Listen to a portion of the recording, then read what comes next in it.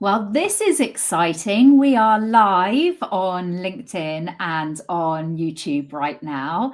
I'm hoping that lots of you are joining us today on this sunny day where I am anyway, where we are continuing our series of Your CFO Thinks Google Ads is a money pit and how to prove them wrong. And today we are going to be talking all about getting the competitive edge using experimentation. So let's first of all do some intros.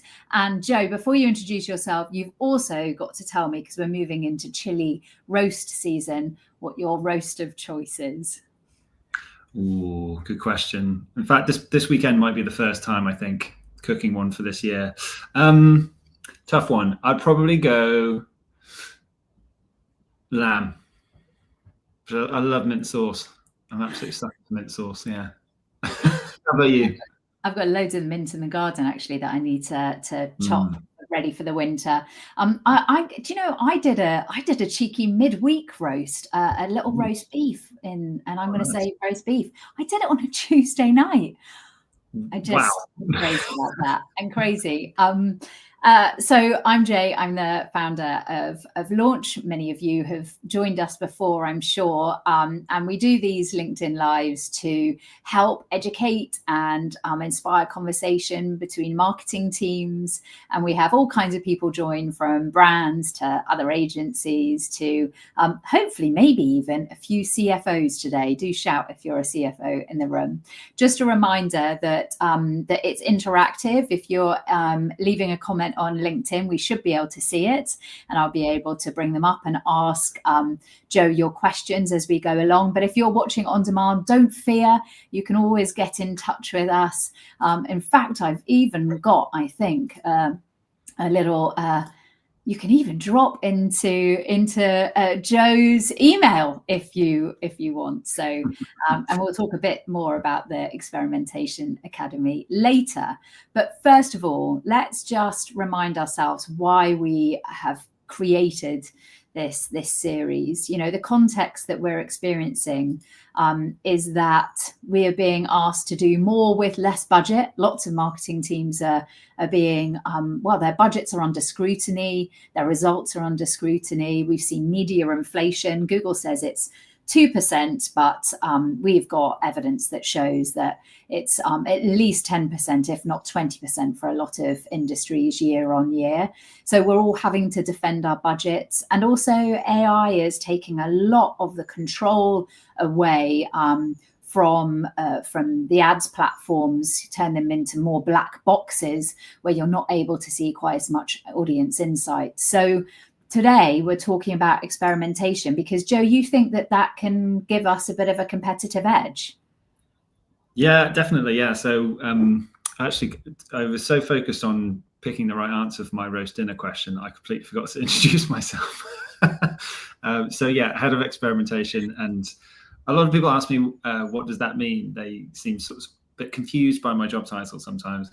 And that kind of gets to the heart of what we mean by experimentation in performance marketing.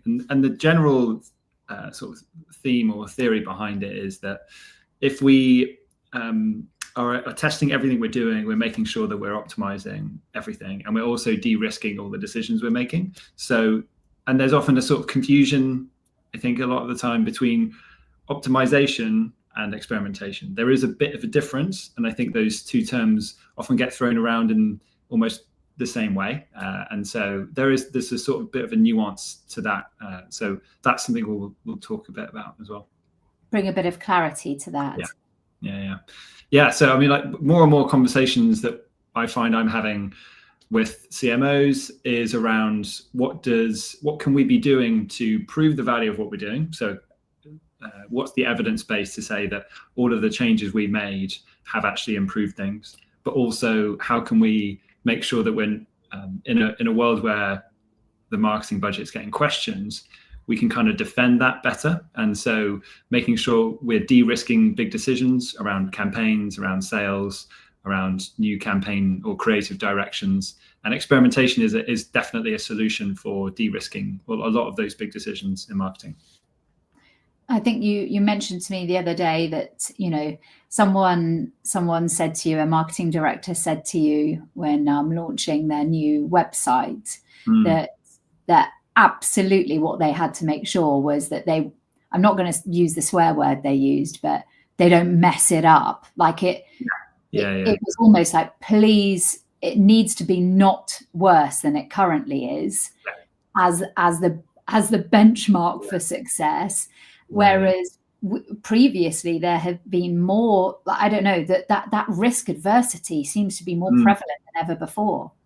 Yeah, it's that kind of fear of loss bias that we all have, that we feel losses twice as much as we feel gains. So I think that plays into it a little bit in terms of the psychology of those big decisions and big bets. But I think because of the life cycle of a website, a lot of the time, if a CMO falls under during their tenure of being a CMO at a specific brand, that the website's due a refresh, it can often feel like a poison chalice, because it's like, I've got a huge amount riding on this and we can't mess it up, right? So how do we de-risk that? How do I feel like I can prove that we're not going to fall off a cliff? And so experimentation from a CRO and website perspective is the best way of managing that, because it's a way of incrementally getting buy-in from your stakeholders through doing research, but then incrementally proving that as long as we set this live because we tested it so much, and I've done the homework. I've done the right. I can show my working. There's a breadcrumb trail of all of the tests we ran, all the research we did that say this is going to work. So yeah, that's definitely a way of helping that kind of anxiety.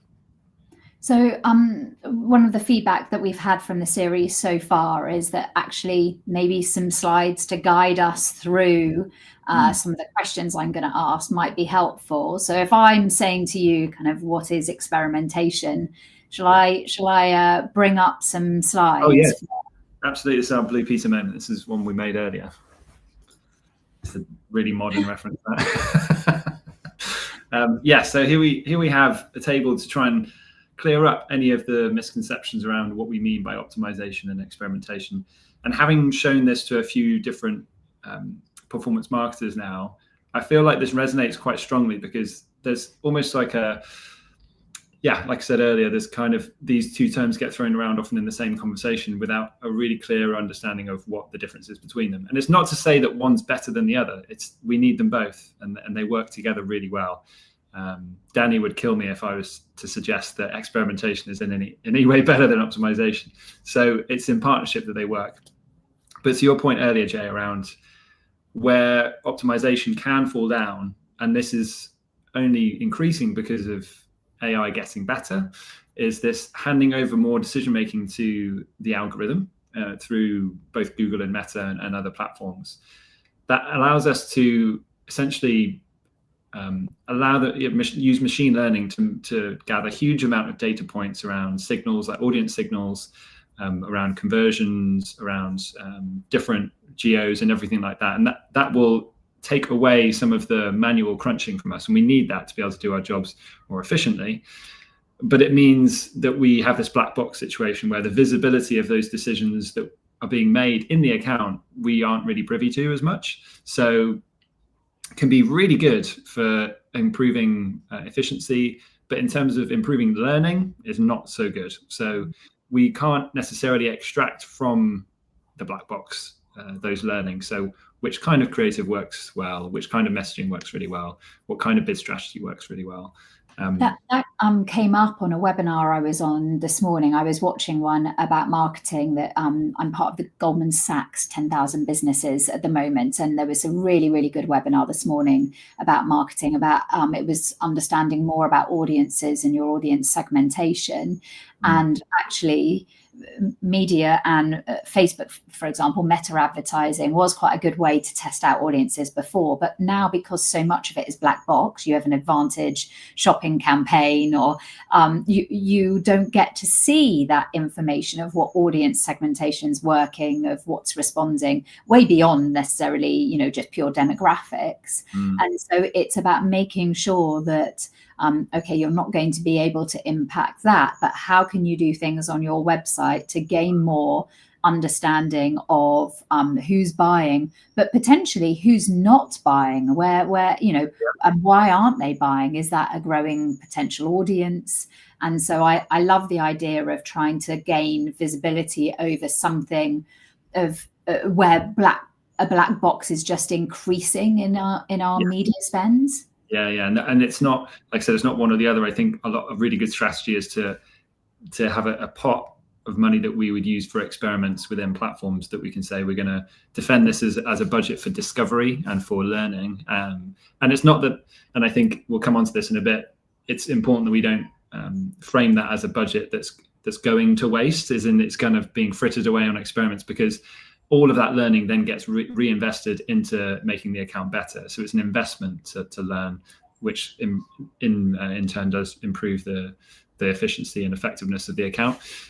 So yeah, I'd say doing optimization is great, but then if you add in experimentation, it allows you to say definitively, we've learned these things about our audience, we've learned these things about our creative and bid strategy, and then we can share that. And we do this all the time with our clients. We'll essentially every quarter or every month on updates, we'll say, this is the experiment we've run this month, this is what we've learned from it, and this is how we've rolled that out. And there are often more learnings that can be shared beyond just, say, Google Ads or Meta. So if we've learned that a certain product shop works really well, then that actually has that might have knock-on learnings and impacts for the website and your email campaigns as well. So there's I mean, we've learned things about product variants, about things that can change on the website across all of the different product SKUs. What I find that most interesting is that all the different departments that we get involved from the client side. It's no longer just the marketing team or the performance marketing team. Stephen Bartlett is one of the people who's made most fashionable all these marginal gains. He always talks about all of the marginal gains in the experiments that they run in order to get Diary of a CEO further up the algorithm, and those marginal gains are what can give marketing teams that competitive edge. So I love that as the last one here, you've used the kind of the business as usual. I heard a founder of an e-commerce brand talking about that they worked out in particular that capturing first-party data was one of the best ways that they could leverage their huge media costs, so that wasn't those people who didn't chose to buy weren't wasted, by getting that email submission rate up and testing different ways of doing that. That was a way that they could grow profitability and return on investment over a longer period of time. So that was a real life example I saw. It's interesting you mentioned Stephen Bartlett, because I actually saw an interview with him the other day. He was on a breakfast show thanking and shouting out some members of his team, one of whom has an even funkier job title than mine. It's called Head of Failure. I don't know if you know that. Oh, Joe, do you think that should be your next hire, is a Head of Failure? I do love that, in terms of, that's a really bold statement saying we're embracing failure. We want to test really bold ideas and new strategies, and the only way we're going to do that is by embracing failure. So that's definitely a big part of this, is that and to your point earlier around, it's just as valuable knowing which audiences are buying as those that are not buying. We still learn something when we kind of find the even when a test hasn't won, we've still learned something. But when I was keen to also talk a little bit about what you're not getting when you're just running two ad groups together or two ad sets together. So the next slide is just to talk about that a bit, because quite often I get pushback from people who are maybe a bit new to performance marketing, who haven't done that much experimentation yet. They'll say, oh yeah, I do testing all the time when I set two ad sets live at the same time just to see which one performs better. And that is definitely, I love the spirit of that, but it's not necessarily trustworthy data, because the difference between just doing that and setting up a proper, robust, controlled experiment is that often those two audiences aren't kept separate. They'll overlap and they contaminate, and that can influence each other, and that can introduce biases. There's also no randomization in terms of a lot of the time, those two ad sets, it won't fairly show it to the same people or the same type of people. So it might actually show it a lot to an older audience or a younger audience for both of those different ad sets from the learning that happens. And then also there isn't any inbuilt statistical confidence with that. So it won't show you whether that was a true test, as in a true winner, one that has 90% confidence or 95% confidence. You'll kind of be forced to just have a look at the numbers and guess whether that is good enough. So yeah, that can lead to a lot of, I guess, misdistributed spend and sort of wasted budget. So when in the context of the sort of the CFO and making sure that we're doing the most we can to defend the budget line, the amount of budget that you can waste by doing experiments badly is quite a lot. So it's really important that we are quite rigorous about how we set them up. So yeah. And I should say that, you know, some of these slides are taken from our Experimentation Academy that we run all of the people at launch through, but that we are looking to release on beta to our clients, and then a wider group of marketing teams, because we really are seeing the results of the competitive edge this can give our clients, aren't we? Yeah, definitely. I'd love to know if anyone wants to put in the comments if that's something they'd be interested in the future. But anyway, that's an aside. Yeah, I was, there's lots of great testing that has happened since running that training, and actually we've got a couple of examples of that coming up where I can talk. Great. Yeah. So one of them, the first one I wanted to show is actually what I guess we'd call starting small. So making sure that the prospect of running an experiment, it doesn't have to be complicated. It can be something super straightforward, but can still have a huge impact. So these are the results of a test that was recently run for one of our biggest clients. And it's still running, it has until the 3rd of October, but the results are already conclusive. So that's why I thought it was good to share these. But this is a fairly straightforward test in what it is. It's basically a bid strategy test. So within Google Ads, you can set bid strategy tests. One is, and this one here is max clicks versus target impression share. So that's basically the difference between what we're doing. But the impact of it has been really big. So as you can see, the results have been fairly huge. We've actually managed to improve conversions whilst also bringing down the costs per conversion at the same time. And this was, in terms of simplicity of setting it up, takes 5 minutes to set up. And the success of it has meant that because of the nature of the account, there's actually lots of different regions. This is just for Ireland, but now we've got similar tests being run worldwide, and there's we're seeing a huge amount of efficiency being driven through just this kind of really simple, straightforward test. So that's at one end of the spectrum. And then at the other end of the spectrum, you have other really bold creative tests, which really lean on deep research to sort of underpin the hypothesis behind it. So this is for one of our clients, Icelandair. So the situation here was that we were currently, when we, about a year ago or so, we're running across Google Display Network one type of creative that was targeted at a broad audience, right? So there wasn't necessarily any specific personas that were influencing the creative. And then we worked really closely with another agency around their personas, who gave us some really, really rich intelligence around who those personas are. So we've kind of got these 3 new personas that we were using to target. There was the ad hoc escapers, the ethical hedonists, and then hands-off holidaymakers. And they all had their individual personas. So ad hoc escapers were these kind of last-minute bookers, people who really like to deal. And then ethical hedonists really lean into luxury and being sort of indulgent. And then hands-off holidaymakers, people who are really highly adventurous, but also wanted all of that complex planning taken care of. So this sort of idea of a vacation package, but doing stuff off the beaten track really appeals to them. So what the idea behind this was that we wanted to make the creative a lot more personalized to those different segments, so that when those were launched across the Google Display Network, that they would find a bit more resonance with those target audience. And in terms of the results, we saw this is a blended increase across Meta. So 16% increase in conversion rate or click-through rate on Meta, and then 60% increase in click-through rate on Google. So, and then since then, we've kind of adopted this as a framework for rolling out any new creative, is that we won't just do one sort of generic creative. We'll make sure that it's bespoke and custom to all of those different personas. So yeah, just two quite different examples. One's a bit more complicated. So I mentioned earlier about the black box. So obviously with Meta and with some of the Google targeting like Performance Max and Demand Gen,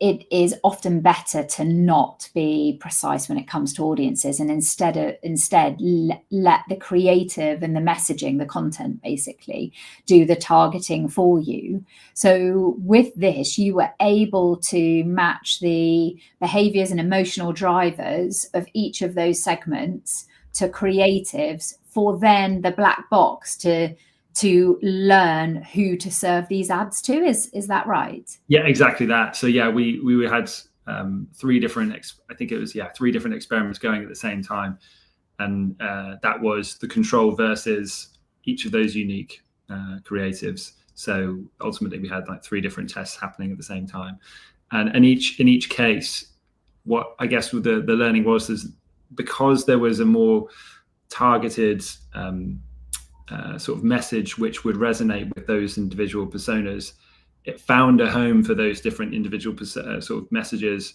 more so than just the generic catch-all messaging did. So like you said, we kind of that's a really good example of the combination of optimization, experimentation, sort of leaning into the AI machine learning to find those people through sort of just the learning phase, but using experimentation to be really confident in the results and to be able to take that away and say, we've learned that this is a better strategy going forward. And so, yeah, it was really quite a complicated setup, but very much worthwhile, because in terms of the results, it's obviously, it really improved our performance, but also it's reframed the way that we think about how we should be rolling out any kind of creative for them. I also think that it really shows a way of moving further up that funnel using brand equity led creatives rather than, flights from £299. Instead, really leading to that kind of brand building and brand awareness piece, so that when then they are further down the funnel in market, we can hit them with the more conversion-led campaigns. So a wonderful example from that point of view as well. Yeah, and it was really great working with the value engineers on this, because they did some like really superb work doing the psychology of the different personas, and to have that really rich insight to then base the creatives off is like a dream. So really, really good project.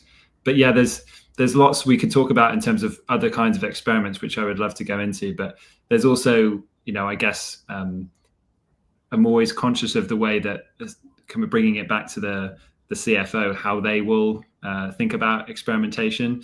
And more, I think the conversations I have that really resonate well with CMO is that talking about experimentation in such a way as it's not necessarily always optimizing or gaining, it's more defending and managing risk. So like, as we were saying earlier, and that's kind of what I was going to do a little bit around next, was just talking about how you frame this to your CFO. And I think this is a really, really sort of clever way of sort of presenting the idea of doing experimentation internally, and how performance marketing and digital marketing in general can benefit from this sort of as a strategy.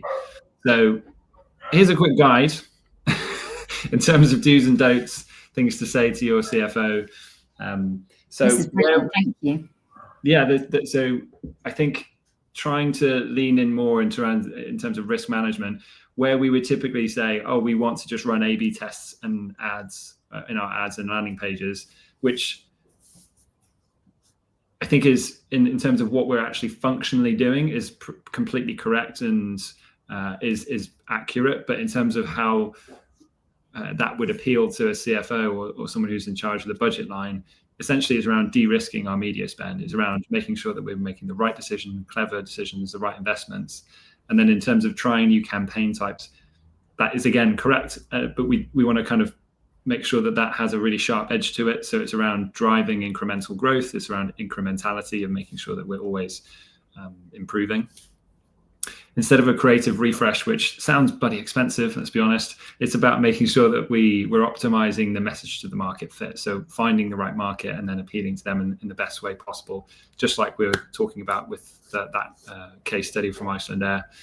And then experiment budget, which again, we don't want that to sound like that's just frittering away money. It's making sure that we're finding new high yield tactics or breaking through performance plateaus. It's this kind of almost like an R&D budget where we're trying to find new avenues for profitability.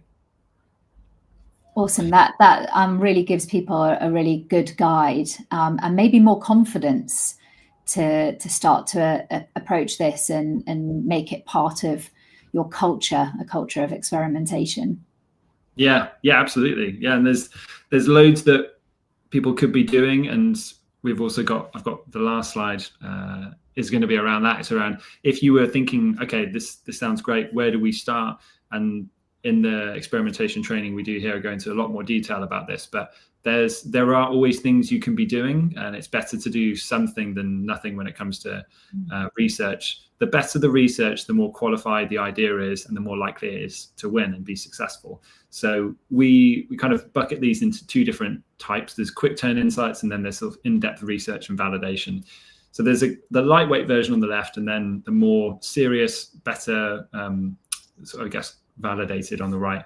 So anyone can go into the Google Ad Transparency Center and have a look at what your competitors are doing. It's definitely something that we should all be doing for all of our clients and brands anyway, but it's a really good place to find inspiration and to try and understand where there is white space between what we're saying and what our USPs are, and then what our competitors are doing and what theirs are. So just going in there and having a look and browsing around and then pulling out a few designs and throwing it into Miro or something, and just sort of getting an idea of where there might be opportunity for us to do something different from what our competitors are saying.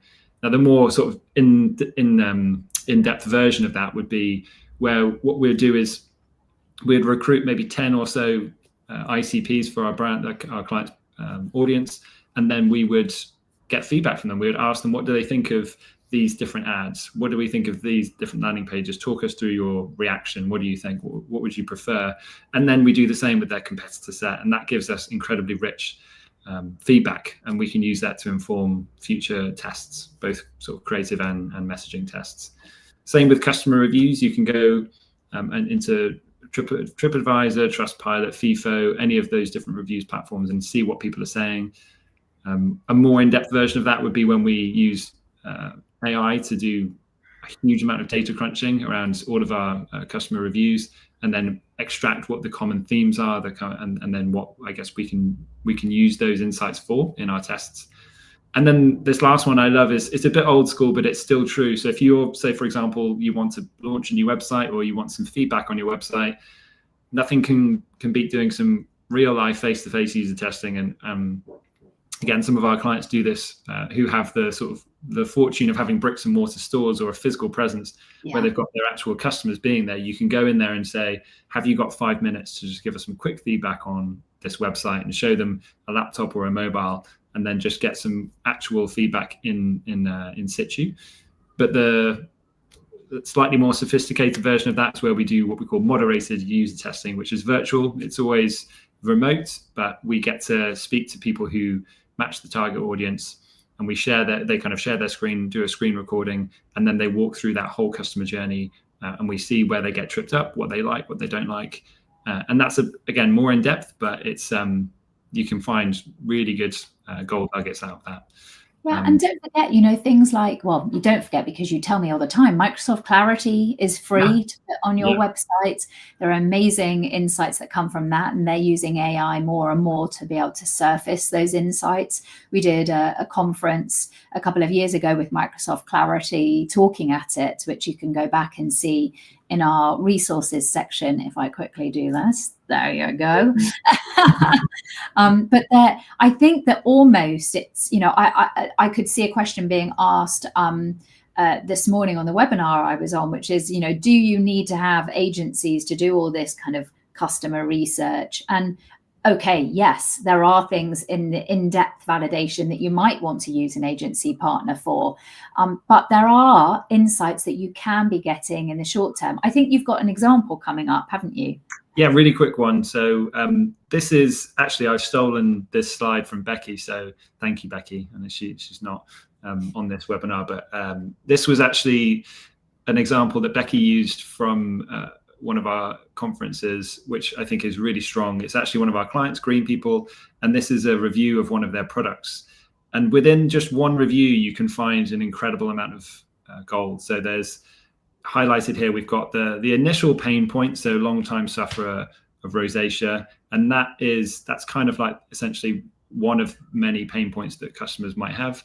They'd tried many products until they'd given up. That's their frustration. I thought I would try the cooling after sun. That's the discovery of the products, and then the benefit, the effect has been amazing. And so within just one review, you can often find a whole story of why a customer has been driven to find a product, the entry point for them in the category, their discovery, and then the unique selling point and the experience. And that's just one review. So we can then use that to inform what kind of creative messaging we would have, and almost use the customer's language and play that back to them, which can be a lot more, I think, authentic in many ways if we do that. So yeah, that's anyone can do that, right? You can go into your reviews and just have a look. So yeah, that was just one quick example. I love that example, and there is on Launch's LinkedIn page and our YouTube channel, there is a customer review mining session that you and I did a couple of months ago, all about how just your Trustpilot reviews, or whichever review platform you use, how that can really unlock so much customer insight. So we'll maybe drop it in the comments afterwards. We're going to be finishing up in a second, but if anyone has got any questions that they want to ask, now is the time to drop them in. I really think that this